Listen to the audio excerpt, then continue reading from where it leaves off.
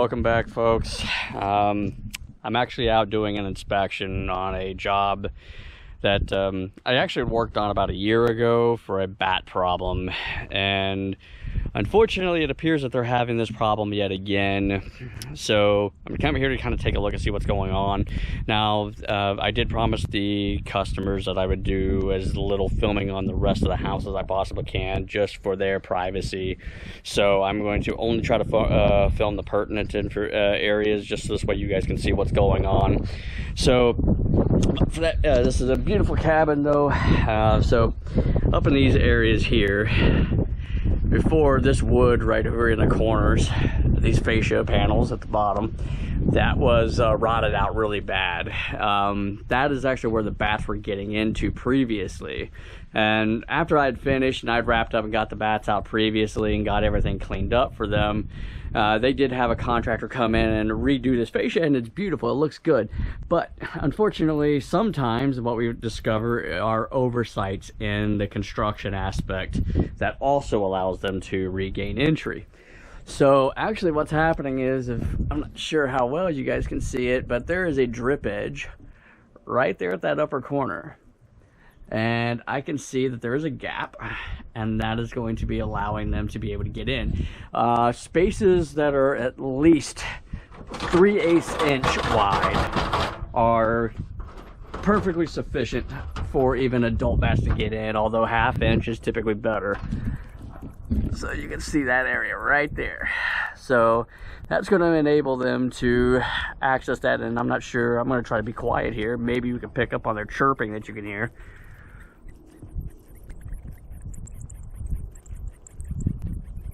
So I don't know how much that's going to be picked up on the camera, but I'll find out a little bit later, I guess.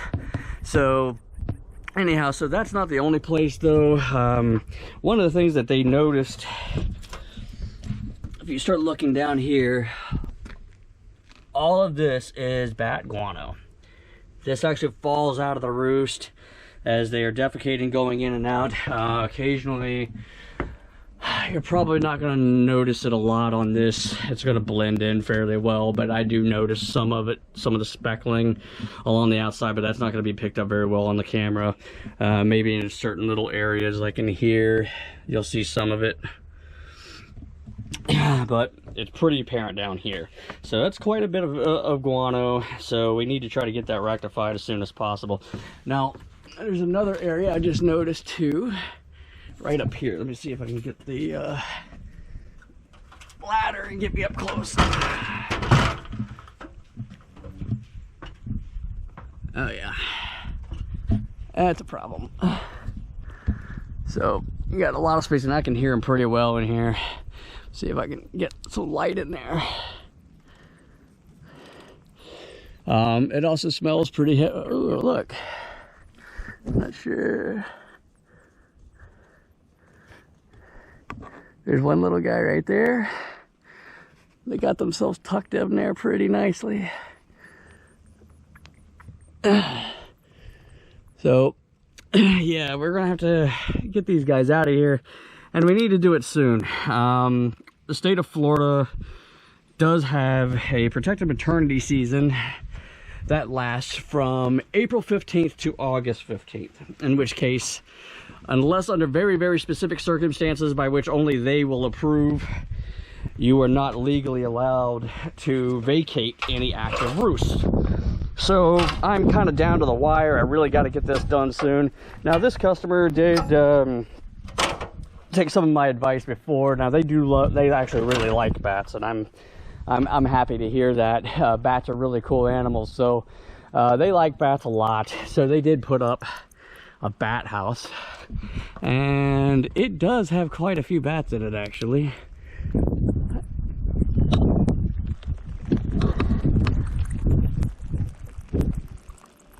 So the bats are definitely around, and there's another side over here too.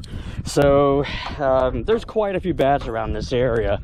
You have a lake here in the back, and then not to mention they have a small pond. That pond is going to generate a lot of bugs, mosquitoes. That's going to help keep bat populations pretty high. And for that very reason, you actually want our bat population to stay high. Mosquitoes are terrible in Florida and honestly most of the southern states. So we don't really get hard freezes and things here like we do up in the northern states. So honestly, bat populations are important, folks. Protect them. It's necessary. They are necessary, and they're cool little creatures. I know I hear a lot of people say, well, you know, I had one swoop down on my hair and it get in your hair. The reality is it wasn't aiming for your hair. It wasn't. Ultimately, what it was aiming for is the bug that was actually flying around near your hair. So, you know, mosquitoes and moths and things like that that fly around you in the middle of the night when you're outside, that's what they're aiming for. They don't care. They couldn't care less about your hair. So there is another area here that I noticed before, and yet again it's another oversight in construction that is enabling them to get in. It's very important that if you've ever had a bat problem before and you ever have to do any repair work on those areas, that you make sure that they seal those areas up very, very well, because if you already had one bat problem, there's a very potential possibility for you to get another one. So in this one here, they actually spaced a piece of trim board off, and you get to, I'm not sure how well you're able to see it with the glare from the sun there, but you got a lot of spacing underneath that one where it kicks out from the fascia a little bit. So we're gonna have to get up there and get that taken care of too. So anyhow, I'm gonna go ahead and get started on this, because like I said, I've only got I think like 3 days left in the season before the maternity season kicks into play, and I'm not going to be able to help these folks, and I don't want that to happen. So I'm going to go ahead and get started on this, and I'll get us some updates here in just a little while. Thanks. All right, so I'm getting into this work here and getting started trying to do this bat exclusion. I get asked a lot of different questions. One is, can I do a bat exclusion myself? The short answer is technically yes. There's nothing illegal about you doing it yourself. But there's a couple things that you do have to keep in mind. One is that bats are both federally and state protected. So you have to be very, very confident in what you're doing and how you're doing it. You cannot do anything in such a way that could result in the death of that roost of bats. So it's very important to make sure that you absolutely know exactly what you're doing. Realistically, what most people do, myself included, is we have to make sure that we do a full inspection on the rest of the house. Now, I've already done all of that. I see what's going on here. So, and I had already done that previously, so I know what most of everything else is looking like. Everything that wasn't touched looks good. So we just got these little areas that need to be buckled down. So this is going to be a faster job than what it was the first time that I did this. Now, when you are doing a bat exclusion, it's important to make sure that you do not have anything that could potentially catch their wings, either sharp objects or anything sticky like tape. Some people I've noticed, will try to seal off areas with duct tape. Bad idea. And the reason being is because when those bats are trying to come out of that valve, what's going to happen is they're going to get their wings stuck. When they start getting their wings stuck, it's going to clog that exit point up. And now they can't get out, and they're going to die in there. So number one, you're going to end up having a bad smell coming out of your house. That's worse than the guano itself that you're smelling. Secondly, it's just bad for the environment to be killing off numbers of bats, and it's against the law. So let's factor that in too. It's very important to actually know what you're doing before you do it. Secondly, it's important to go through everything on your home. Make sure that there is nothing else open. Again, anything at 3/8 inch or wider is perfectly game for them to be able to access it. And if you stick a one-way valve on their main roosting point and you don't seal those other areas up, there's a very good possibility when they try to return to that roost, they're not going to be able to get in, and they're going to try to find the next closest availability, in which case they might go into another area that they weren't previously in. So it's important to make sure that you're being thorough in your assessment, and that's where having a specialist like myself to actually go through it, actually really knows what we're looking at, is able to get up on the rooftops and look all over things to make sure that this is that there is no other vulnerable areas that they can exploit. So this way, once this job is done, you know that it's done. That's the very important thing. Unfortunately for these folks, when I had the job done the first time, everything was good.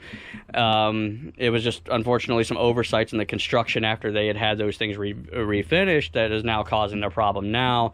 But this is all that goes more to my original statement that you have to make sure all these things are sealed down, because you will likely get them again, just as they have.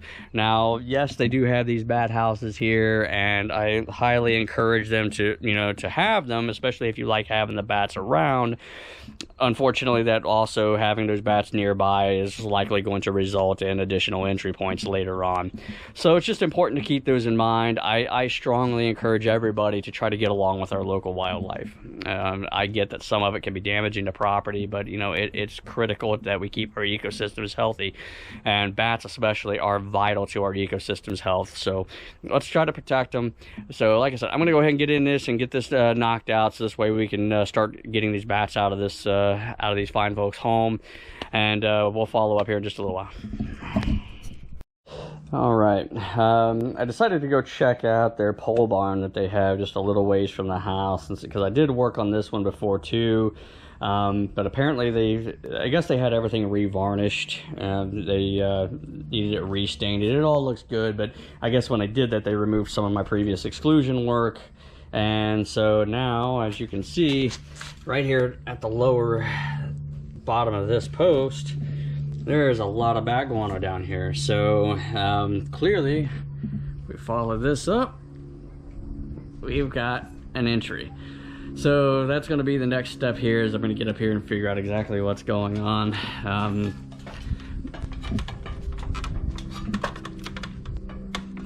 You can still see the old screws I had in there from sealing that off, but they reopened it so this way they could be thorough in their job. I'm not angry here, but now I'm not really hearing a lot of bats over here on this one, so there may or may not be something in this one, but nevertheless, I'm going to err on the side of caution and put a valve in here anyway, just simply because I want to be absolutely certain that I'm not sealing something in. So it's whenever you're dealing with a bat problem, you always want to err on the side of caution and make sure that you are doing things the correct way. Now, one of the other questions I get is bat guano. How dangerous is that to people and our health? So in an open environment like what we're dealing with out here, it's really not that big of a deal. Where the real problem comes in is in confined spaces. So oftentimes they get into soffit, and that soffit is now in a confined area. The guano that's setting inside of that it's going to build up after a while. The guano in and of itself actually has to be, and bird feces is the same way. So if you have, let's say, chickens and turkeys or ducks or anything else like that, and you have maybe a barn area that's covered and it doesn't get a whole lot of sunlight, maybe airflow is fairly limited in certain areas and stays fairly damp, well, that fecal matter can actually build a particular type of mold. And that mold, if it's disturbed, much like a black mold in your house, if it's disturbed, it emits spores into the air. Those spores can be very, very hazardous to your health. Now, the spores that gets released by the mold on bat and bird feces it actually can result in what's called histoplasmosis. That is not something you want to mess around with. So if you are choosing to be that person that wants to DIY this and try to resolve your bat problem yourself, please make sure that you wear proper respiratory protection. I highly advise getting a respirator that has organic vapor filters on them. This way you're protecting yourself as best as possible. Make sure you wear gloves and things like that if you're cleaning out the soffit and trying to remove all the guano. I highly advise a good antimicrobial treatment to get blown through and treat all surface areas as well. Outside of histoplasmosis, your only real risk is rabies with bats, but by and large, that's not really a big issue as long as you're not physically handling the bats. And if you are, make sure that you're wearing some good thick gloves so you can't really get bit. And other than that, it's, you know, there's really not a whole lot of safety concerns when it comes to bats. But I'd say the guano issue is probably your biggest factor. So I'm going to get back up here. I'm going to go ahead and get started on this one next. Get this all sealed off and get it ready for a valve to get put in. I'll follow up here in a little while and we'll show you what's going on. Thanks. All right. So I just got a couple valves installed, and one thing that I get asked a lot is, you know, hey, Chris, I don't have the money to really pay for a service. So, you know, where can I get these bat valves from? So, you know, there are commercial places that you can purchase them from. They're typically plastic tubes with a long, narrow end, so it makes it hard for the bat to be able to find its way back in through it. But it's generally a large opening, so it can funnel into that exit point. So you can do those. Now, I actually make my own. I don't do the commercial ones, just simply because I feel that they're a little bit more limiting. I make mine based upon the need and what I'm exactly doing. Sometimes these openings can be large and wide, and some of them can be in various little angles. So it enables me to actually, if I build my own, then I can build it to spec to exactly what I need. Sometimes it's a simple build, like these are pretty simple. It's a combination of generally like a plastic bag and PVC and things like that. So you'll notice up there, you'll see, well, maybe see a white bag that's kind of hanging out of that corner there. Up here, the same thing.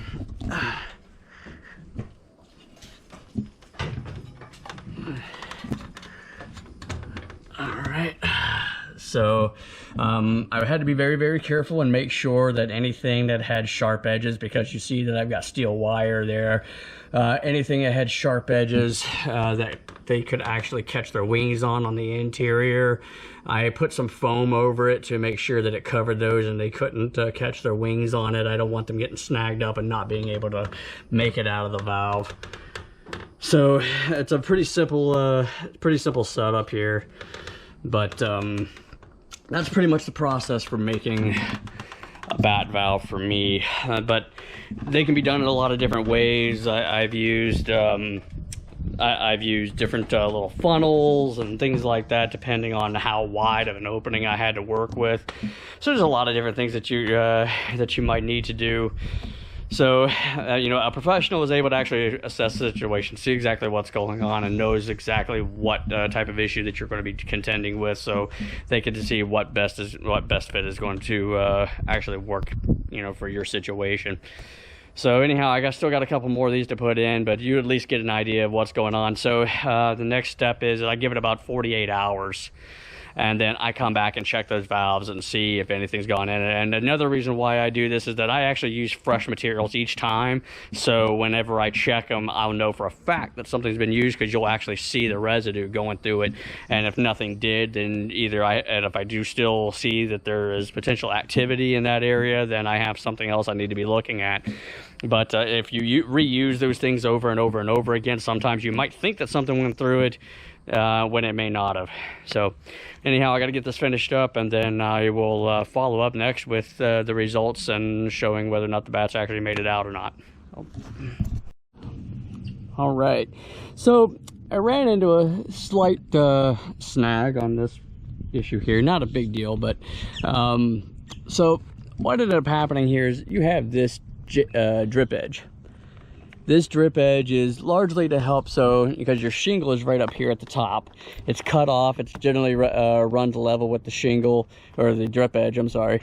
And the whole purpose of this is so this way when water runs off of it, it runs down onto this and helps that run down to the fascia, rather than having it run from up underneath this. If you didn't have this drip edge here, this drip edge or this shingle, water would run over it, and it could potentially go backflow into underneath the shingle itself, getting on. You do have roofing paper underneath, but over time that would end up being a problem. You'd end up with a rotted roof underneath, and you may not know about it for a long time. So that drip edge is there as an added source of protection. Now when they put this in, they ran this down. They have this new fascia panel here. They replaced this not too long ago, and they joined this drip edge on this side, and it bows out a little bit, and that's how the bats are getting in. Now what I noticed is that if I went to install the valve, as I started tightening down on these screws, it actually started pinching this drip edge and bringing it closer to the fascia. Now that's a problem for what I need, because the reality is if I pinch that too much, I'm going to actually make it so tight that the bats may not be able to get through the valve. So clearly that's going to be a problem. So now what I'm going to have it to do right now is I'm actually getting ready to remove this, and I'm gonna have to shim this out and make it to where, as I go to secure this screen here, that it doesn't tighten this down so much that the bats cannot escape. So that's gonna be the next thing. What I ended up doing is I don't really have any wood shims that would be ideal here, so what I do have is some rolled cardboard that should be stiff enough to prevent this from being able to pinch back down.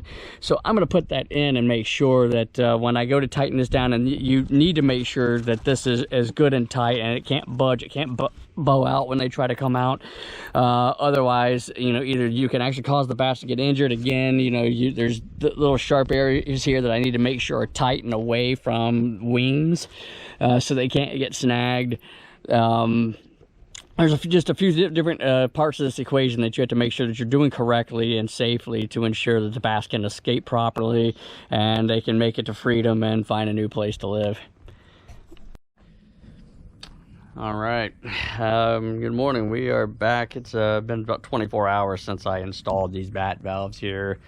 So ordinarily I don't give anything more than about 48 hours, but I was actually in the area, so I decided to go ahead and stop by just to double check these bat valves. And the reason I do that is, even though I try to give about 48 hours one way or the other, if I have the opportunity, I'd like to come out, just double check the valves and make sure that there's nothing obstructing the valve. Even though I do a very, very good job of making sure that those valves are clear and that there should be nothing that they can snag their wings on and things like that, it's just my personal preference to make sure that I'm covering my bases, because I don't want anything to happen to these bats. So I come out typically, if I can, the very next day and just confirm that everything is clear. It gives me an opportunity to also to check the valve and see whether I'm still even hearing any noises or anything that can indicate that there's still some activity inside. Now, I've already kind of, did my double check here. Now, you'll notice, I'm not sure how well you're going to be able to see on here. Now, outside of, it is love bug season here in Florida, just in case you're not familiar with that. If you're looking at this from out of state, these are what we have going on. These little bugs just fly all over the place, fornicating all over everything. So anyhow, I do see, because this was a clean bag when I put it on, and there's a lot of brown smudging going down and debris on top, and you'll get that when you have the bats trying to return to the roost at night. This is where their entry was. They're going to come out, but they're going to try to return to it, and generally they're not going to be capable of getting back in. So they're going to have a whole lot of grime and all over the plastic bag. So that's a good sign. That means that they did leave it. Now they're trying to return to it. Now I'll also, when I take this off, I'm going to see a lot of that same debris, some dirt and grime on the inside of the PVC tube. Now, I put my ear up here. I did hear what sounded like a little bit of scratching inside. I'm not hearing any chirping or anything. So that kind of tells me that the grand bulk of them are probably out, but I think I probably have a straggler or two. And for that very reason, I'm going to go ahead and leave this valve on for a little bit longer, just so this way I can be 100% certain that everything is out. Other than that, I think we're pretty much on our good way here. I think these bats are largely out, maybe just outside of maybe a couple stragglers. So I'll be back tomorrow. Once I can be 100% certain that everything is out, then we'll be good to go, and I can go ahead and pull these valves and seal up the entries for good, and this job will be done.